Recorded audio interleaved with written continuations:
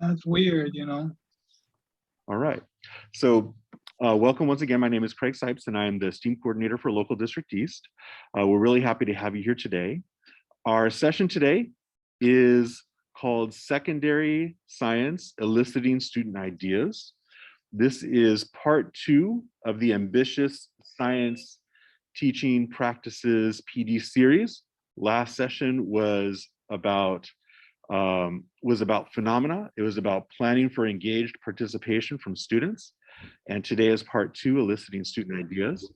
And we're happy that you're joining us here today. It's a 4-part series of which we look forward to seeing you at the other parts as well.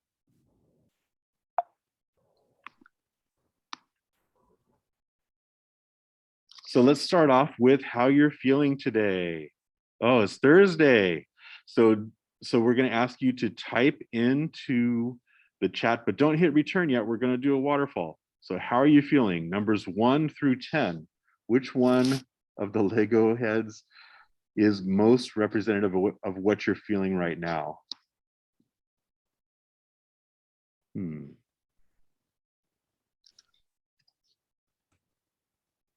All right. And when I'm going to count down 3, 2, 1, enter. All right. This is a tough time. We're seeing several 2s. Oh my goodness. Yes. And an 8, yes. And good. All right. So great. Some 6s. This is a tough time, and we really appreciate you being here with us today. It shows your dedication to your craft. It shows your care for instruction and for learning, and we really appreciate you and the time that you put into that. We are looking forward to sharing some of our new learnings with you, and how we think that it can really help develop our craft around instruction. So thank you for joining us today. So norms for today. So please mute yourself until we ask for verbal participation. Please keep your cameras on so that we can help build community. We'll be chatting when prompted, and we may do some cold calls as well. The objectives for today is that we're going to look at how we can make instructional decisions by eliciting all students' thinking and understanding about scientific ideas, and to facilitate making a public record of student thinking and ideas. As you're probably aware, at Local District East, we have these instructional levers, or foci. Today we're thinking about clarity of learning goals, we're building precision of pedagogy, and we're even throwing in some student voice. In Young, is this me, or have I already talked through your slides again? It's okay. Good afternoon, everyone. My name is In-Young Lee, and I support science in Southgate and Belle Cudahy Maywood. And we're going to start with just a brief review of the NGSS basics. So you may recall some of these slides from our first Yes, PD. but it was for JavaScript. And we're going to start by making sure that we have clarity on the standards that we teach. So that would be the DCIs, the disciplinary core ideas, because we want to help students figure something out, right?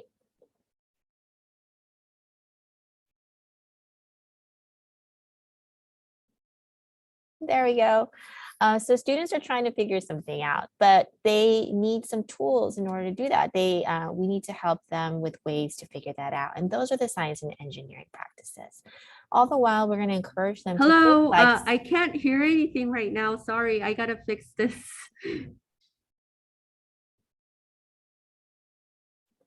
Hopefully you can join us, Ms. Kim, when you're ready.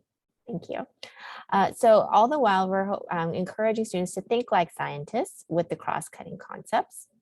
And all of that has an underlying through line with our phenomena. So when we present students with phenomena to figure out, we're giving them a reason for figuring something out in science. So you'll recall our first PD was on phenomena and standards and storylines. And hopefully you also remember this image that reinforces why we use anchoring phenomenon.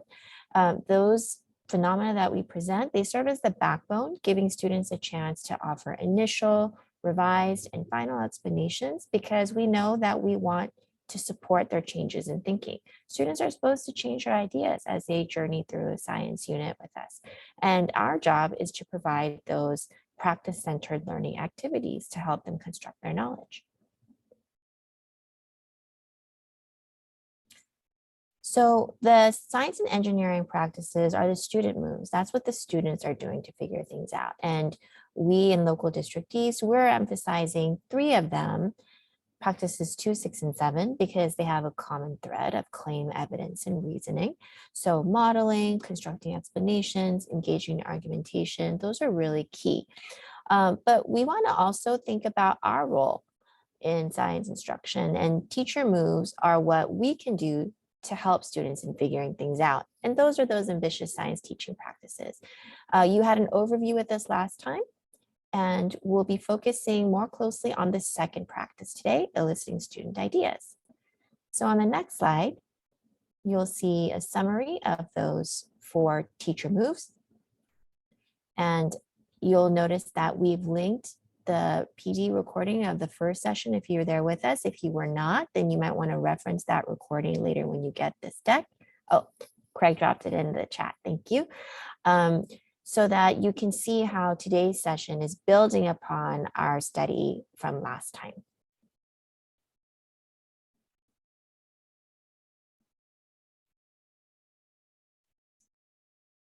All right. Hi, everyone. So I am Kirsty Hernandez. I serve Boyle Heights, El Sereno, Lincoln Heights, and the third one, East LA. I always forget one. So what we're going to do now is really focus on that, how we elicit students' ideas. What does that look like? So we're going to start with a phenomenon like we've been talking about, like our standards and storyline set. So we're going to watch a video of this phenomenon. And as we watch it, there are 2 questions to keep in mind. First, what do you notice and wonder? And second, as you watch this, could you use scientific reasoning to support an explanation for why this is happening? Right?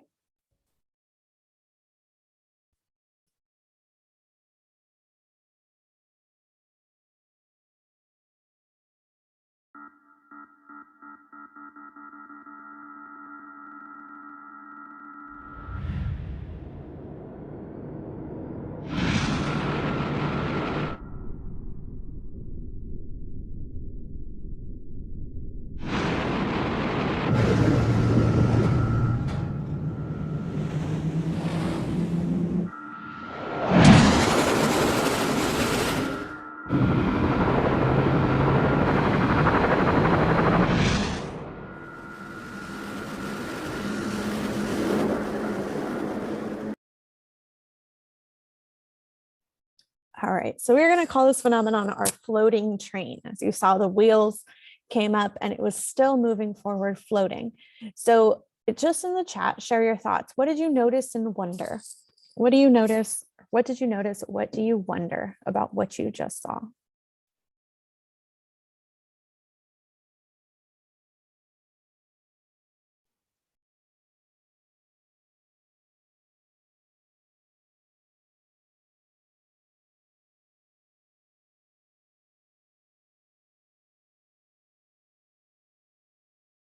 If you want to unmute, you can unmute too, whatever is easiest.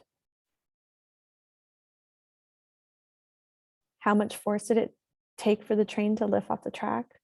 Where can I catch this train? Train's velocity increased. How fast those wheels are moving. How magnets propel this train.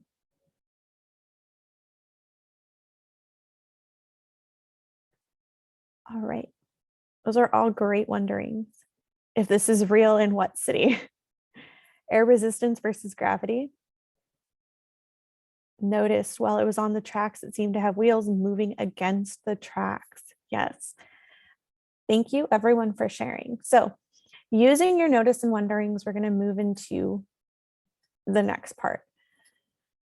So to elicit students' ideas about this phenomenon, you could have them create a model. And so this is an initial modeling template. It has a before, during, and after. So why does the train rise? Why does the train float? And then why does it fall? Okay. This is a very detailed model, and it allows students to really think through the process of what they're observing in that phenomenon. For our purpose today, we're going to simplify this model just a little bit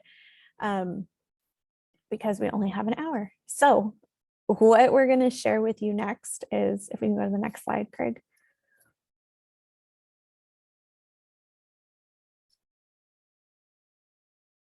Is this simplified model. So it's taking one of those before, during, after, and it's asking you just once, what, how, and why does that train float? So we're going to give you a link to the participant deck, which will force you to make a copy, and you'll be able to create a model to show what you think is happening. Okay. And again, this is to get these initial ideas, to elicit ideas about this phenomenon that we are trying to collectively explain. We will put you guys into breakout rooms for 8 minutes.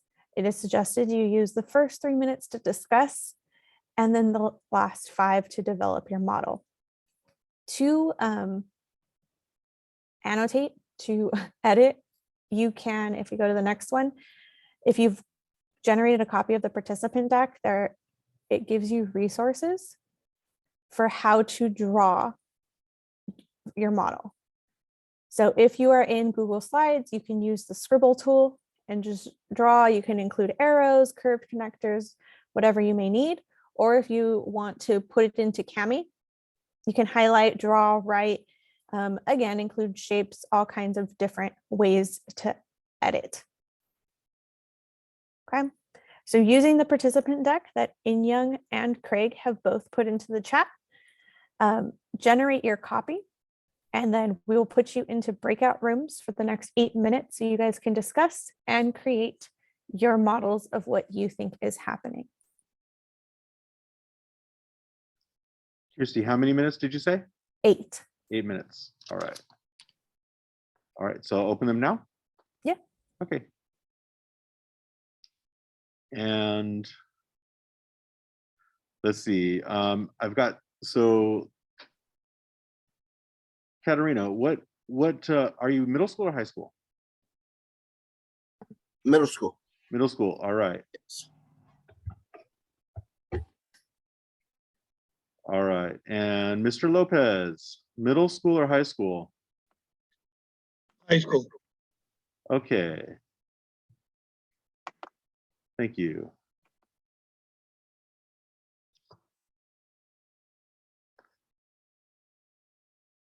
And do you have 2 devices? Are you on here 2 times? I'll send you both too. Oops.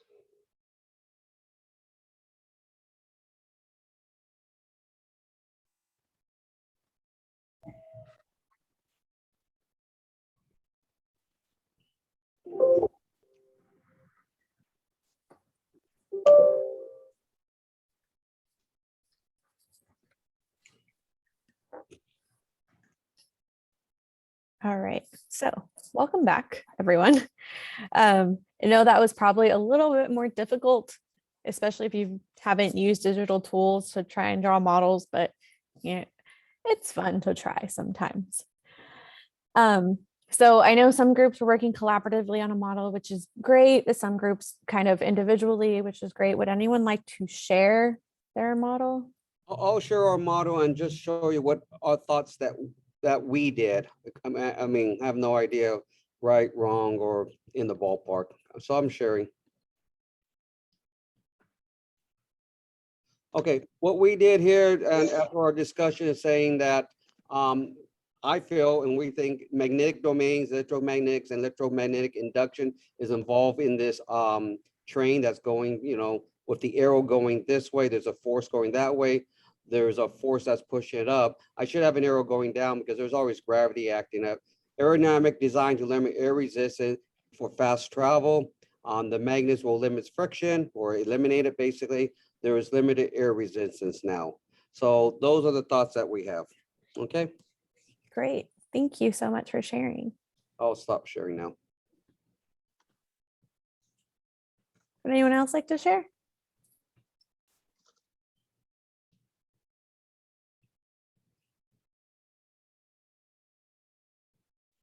Yeah, so I just got this diagram. Yeah, the basic gravity. I wasn't sure if there was like gas or electric energy applied like from a thruster. Couldn't see from the video, but and there's air resistance and then magnetic force, but I wasn't sure about that either. Someone mentioned magnetic force to balance out the gravity, but I couldn't see that well from the video. Perfect. This is great. Thank you so much for sharing. Anyone else?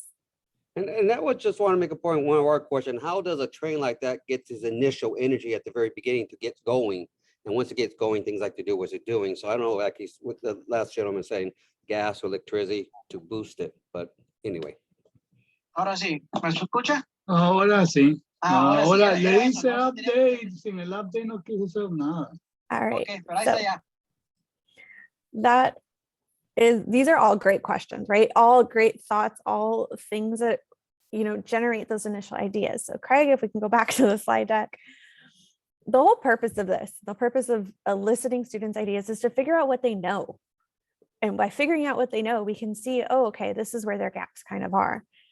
So in the next slide, the purpose of creating these models is so that we can support the changes in thinking over time. You guys, as adult learners, are asking these questions about the train. Students will ask questions too. They always do. They have a million questions every day, right? Even if it is, what time does the bell ring for lunch? They still ask these questions. And if you can get them interested, which they'll ask questions about it, have all of these wonderings and notice things that maybe you didn't notice the first time, which I know I've experienced with my students. They notice things. I'm like, oh, I didn't see that. Let's think about that. Let's talk through that. So having these initial models gives students the space to write what they know, to see their thinking and to put it on paper. Then it gives them the opportunity to discover more, building on that prior knowledge, while at the same time being able to change their thinking and say, hey, I thought this, after everything I've discovered, that thinking was wrong. I think this now, or I think my thinking was wrong. Now I think this way, which is perfectly okay. So if you click, this initial model comes back to after we see that phenomenon, right? We're getting to know what students are thinking so we can see what they know at the beginning. Because a lot of times as teachers, we say they know nothing, but in reality, they know a lot. Sometimes they just don't know the names of that thing that we want them to know. They don't know what photosynthesis is, but maybe they understand that plants have to produce their own energy. They get energy from the sun to produce glucose, right? They understand certain things. And so having them create that initial model allows us to see what they know. So when we look at students' initial models, lots of times we have what, how, and why models. The what model is describing exactly what's happening. The how model explains how that phenomenon is able to occur. It's specific to that phenomenon and they're describing how. And then the why is why things fundamentally work the way they do, which means that they're able to apply that knowledge. They learn about magnets or energy, and they're able to not only apply it to that specific phenomenon, but to similar other phenomenon. Okay. So a way to get students like you, we just shared out in the Zoom, but a way that you guys can do this in your classroom, having students draw physical models, is having them go for a gallery walk. The gallery walk allows them to see what other students are thinking and compare their own thinking to that.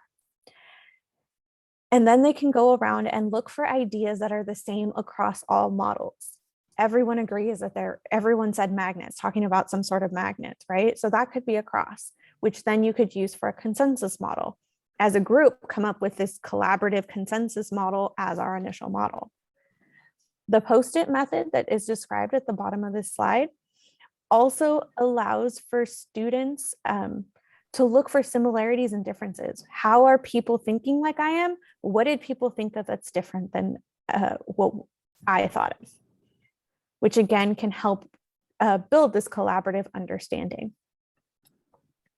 So finally, once you have students' ideas, you've had them look at other people's ideas, you can come up with possible hypotheses for the phenomenon that was observed.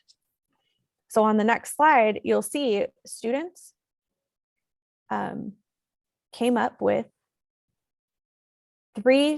essentially three different ways that these trains were powered, that these trains worked. So one was air, two was the rocket method, and three was magnets. And these were the general similarities across all the models in this specific class. So using these, how can we make a gallery walk digital? Oh, that's a good question. It depends on how they're, depends on if you're having them do digital drawings. I usually would have them do screenshots and then share in a Schoology discussion. That's how I've had my students do it in the past. So that they can give feedback. Then I have them give collective feedback on initial models. As for the post-it method, you might have them like do a digital T-chart. What are things that people had that were the same as yours? What were things people had that were different? And you could find a way to display that as well. Anyone else want to chime in? I was going to suggest even the teacher constructing a slide deck with those digital models, so students can have that share that file, and then students can scroll through, and then if they want to add their own comments, they can add comments to those.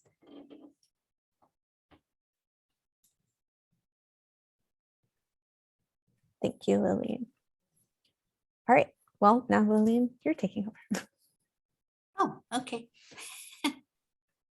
Hi, everyone. It's good to see all of you. So, to go back, we're looking at Ambitious Science Teaching Practice 2 on eliciting students' ideas. And under this practice, there are 3 sub-practices. The first one is elicit students' partial understandings. The second sub-practice is select ideas to make public. And then the third sub-practice is adapt further instruction. So when we say elicit students' partial understandings, it may include alternate conceptions, everyday language, and experiences previously taught science ideas, and self-generated analogies.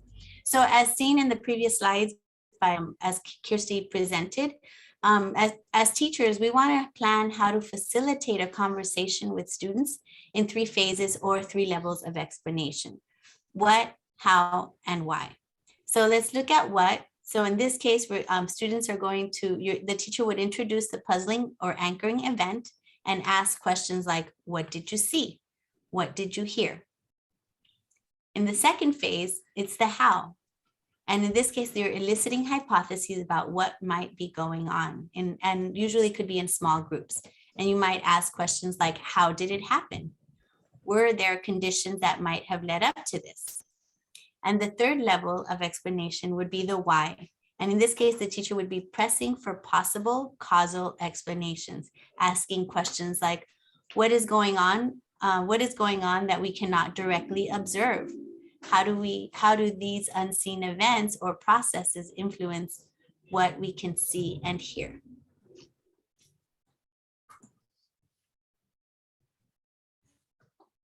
Next slide. So up to this point, there has been a mix of whole class and partner conversations. And so the next step would be to help students make a record of their initial ideas. So in this case, we're going to select that select those ideas and make them public. This is an important step and also an authentic scientific practice. Students make explicit what they currently believe about the science behind the scenario.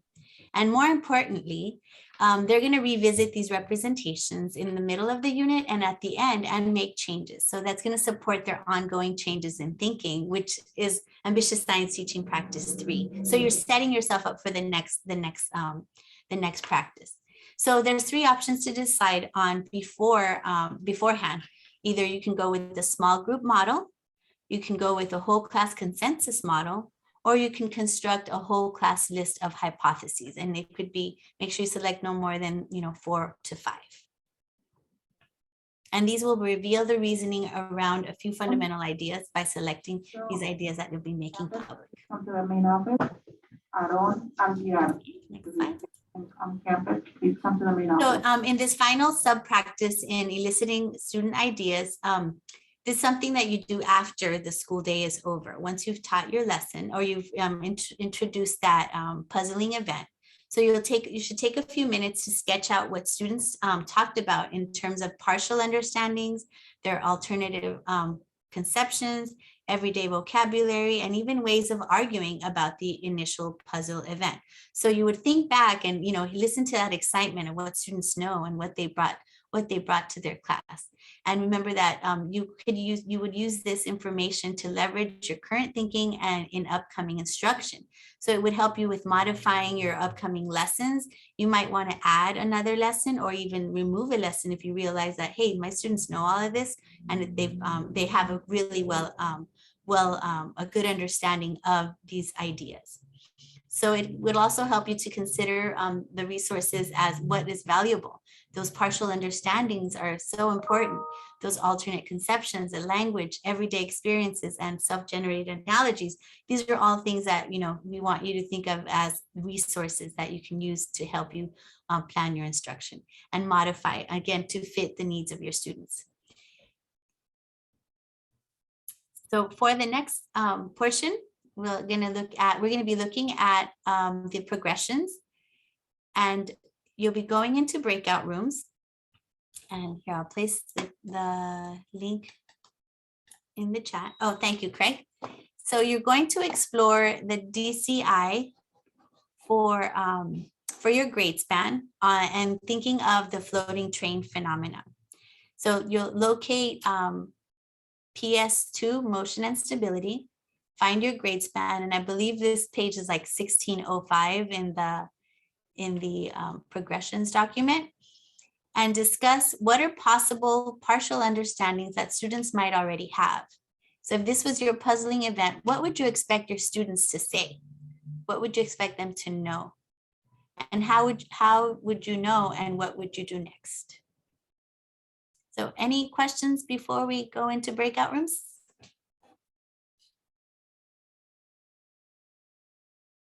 Okay, so you will be in breakout rooms for 5 minutes. And we'll go. Okay. I hope that, welcome back. I hope that was enough time to have a brief discussion on this part of the progressions. Now, would anyone like to verbally share out what are possible partial understandings that students might have around that floating train phenomena? What ideas or concepts they might already know?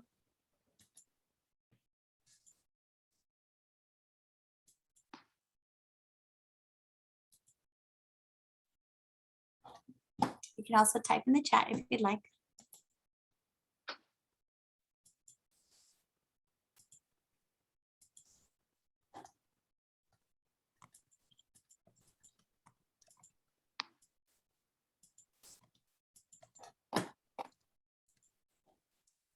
I'm seeing in the chat. Students would have some sort of understanding that forces are involved. Thank you, Ms. Tamimi. unbalanced forces to get the train to lift off the track. Ruben says they may know that magnets attract and repel one another, but do not know why. Okay, great. Antonio Esquivel says pushes and pulls can have different strengths. Okay, so we see a wide range of different ideas that our students might already come with, which could be useful with for them and for you when planning your next steps for instruction. Thank you all for sharing in the chat. And we go over to the next slide. Yes, Newton's second law. Thank you, Ruben. And first law. And the third. For all And of the third. all about Isaac Newton, very wise guy. How people react to Yep. first and third. First and third. Okay, so here is a tool that we are going to be sharing with you. We'll put it in the chat. And we're going to look at each of the steps to help you in planning for eliciting student ideas. So you would be looking at, the purpose of this tool is to, again, inform those decisions when preparing for that initial launch of that puzzling event. So step one, you're introducing that puzzling event and you're eliciting observations as a whole class. Thank you, Kirsty. She has placed the document in the chat for you. You can save that. Then once you establish an agreement, and you would ask questions like, what do you see going on? So this is again the observable. What did you notice when so and so happened, or when the train rose, or when the train fell or dropped, or when or where does this occur? Then you'd establish an agreement about what whole class has observed, what the whole class has observed, and begin to mark some specific features of ideas and vocabulary. So in step two, you're eliciting a hypothesis about what might be going on. Again, as either it could be a whole class or a small group. In step three, you're going to be pressing for possible explanations. Have them work in small groups again. And again, you're guiding them with certain questions to consider. And then in step four, summarizing and selecting the forms and ideas to make public. So you should decide when they're going to make their ideas public, is it going to be a work that, as mentioned earlier, are they going to be working in a small group model, a whole class model, or a whole class list of 4 to 5 different possible explanations. And then finally, in step 5, you'll be adapting for further instruction once you reflect on what students have shared, on those resources that they revealed in their knowledge. So we're going to take a look at a quick video, high school example. And as you are watching the video, see if you can identify which elements do you see from the ambitious science teaching practice of eliciting ideas, the 3 sub-practices. What do you notice about these and what the teacher is doing during this facilitation?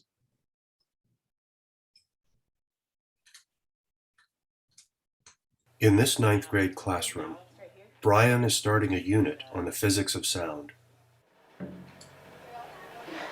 Compare it to the big one. Because he wants to work on students' ideas over time, he has to know how they currently think about sound. He elicits this thinking by having his students listen to a few different musical instruments, then attempt an initial model of how musical sound is generated and is detectable by humans. Brian has become skilled at revealing the past experiences and pre-existing ideas his students draw upon. As we listen, we can, for example, hear a wide range of partial understandings his students are using in their sense-making conversations. For a grand piano, there's there's foot things for it. And you'll have a better sound if the piano is open, forget what the top's called. Oh, okay. So we've seen how pianos are open. Yeah. What's happening there? The hammer. Hammer's hitting the note. Okay. So once that note or the hammer hits the string, how does that sound get out to the audience? What do you guys envision happening there? How is it traveling? If you hit a bass drum, the vibration it travels through the floor, so you can actually feel it on your feet. So that's okay. So if somebody's out in the audience, do you think that they would feel it in the floor sometimes? Yeah, sometimes like if it's near, but you as like the instrument vibrates and hits the air particles vibrate off each other and As a molecule. spread outward. Yeah, the molecules, air molecules. Whatever. We doing it down here. Let him write that. It'll look fine once it's colored in. Don't color Then we need to draw ear something. No, like we need it's to focus ear on and writing. And then that air vibrates into our ears, which vibrates the bone inside our ear, and our ear transfers the sound into Drum, like drum set. what is it? Huh? Those are awesome. Into something our brain can, understand. Okay, yeah. So that just means sound waves travel to ears. You should get that part. Sound waves, ears. I don't know if I gotta label ears for them because those are kind of funky looking. Yup. Okay. No, it's not a hole in the middle camera. This thing was this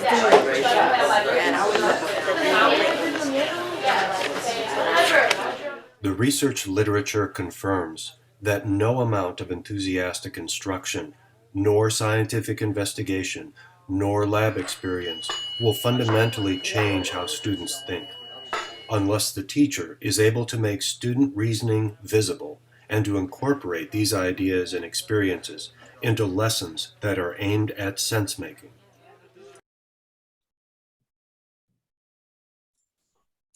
Okay, would anyone like to share out in the chat or by unmuting themselves what elements did you notice as you observe this, as we watch this video, review this video? Thinking back about the 3 sub practices on eliciting student ideas.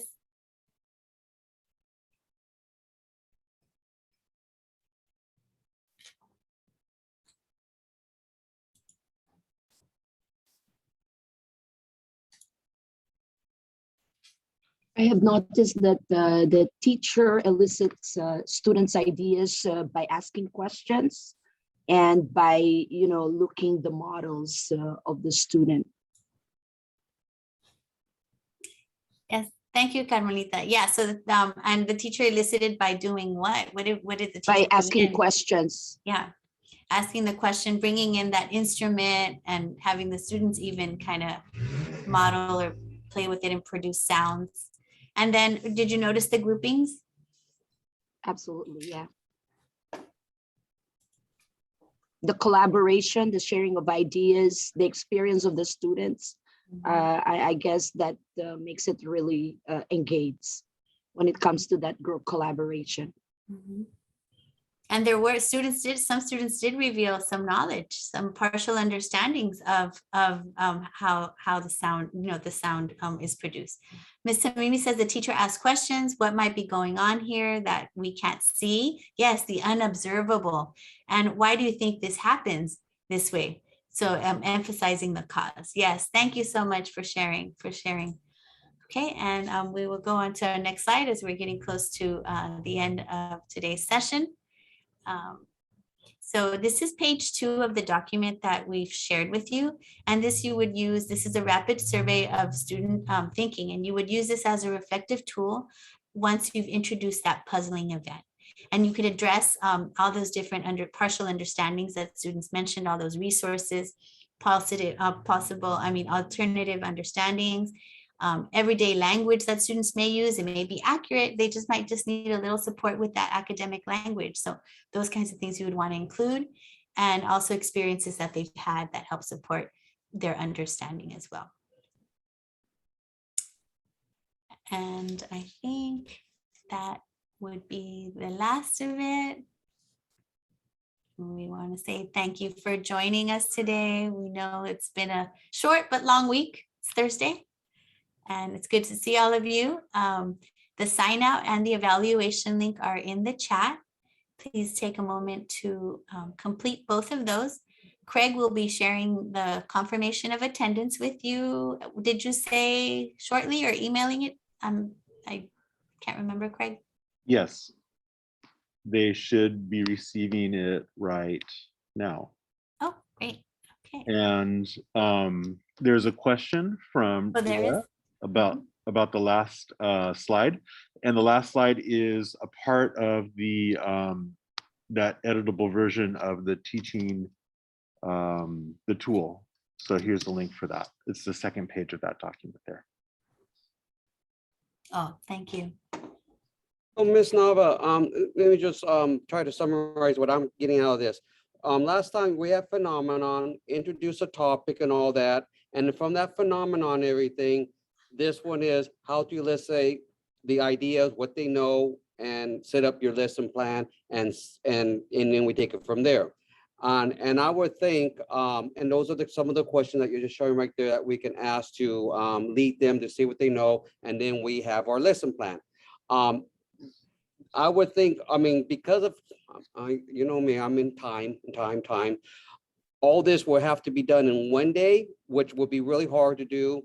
But it seems like it would be 2 days of lesson plan. And that is, you know, how much lesson plan compared to this and how important. If I had 2 weeks to teach magnets or one topic, it'd be great. But I only have 1 week, you know. So I mean, as a teacher discretion, I got to choose, you know, what Well, see, choose the little ones. Yeah. And so the thing is, by finding out what they already know, you might be able to remove some of those ideas, or I mean, some of those lessons that you have in mind to share with your with your students. You might be able to actually, they already know this, I'm not going to spend time on it, to help, remove that. And then maybe just, or you could replace or modify your phenomenon. But yeah, you might be able to, again, just be aware that by eliciting those ideas, you're exposing all of these resources. And again, once you're adapting, you might need to, remove 1 or 2 lessons as well. And that might save you time. Now, the eliciting part and having that initial conversation when you launch that puzzling event, that conversation could take, one class period. Right. Okay. And another thing to keep in mind with this process is that it's about the process. It's about students processing and developing and cultivating, constructing ideas. That if the students are not engaged in the practices, then they're not doing standards-based learning. So how do we keep that? How do we nourish that? And so these are tools to help with that. And remember that, the students you're going to be supporting them in their thinking over the course of that unit. So that's where you're going to start. Okay. So I want to say thank you once again to everyone for coming. And if you would like to stay on to talk and ask some more questions and to think together about some things, then you're welcome to stay with us. But I also want to honor your time. For those of you that committed to be here till this time, thank you once again for attending today, and we will see you next time. Craig, do we have all access to this?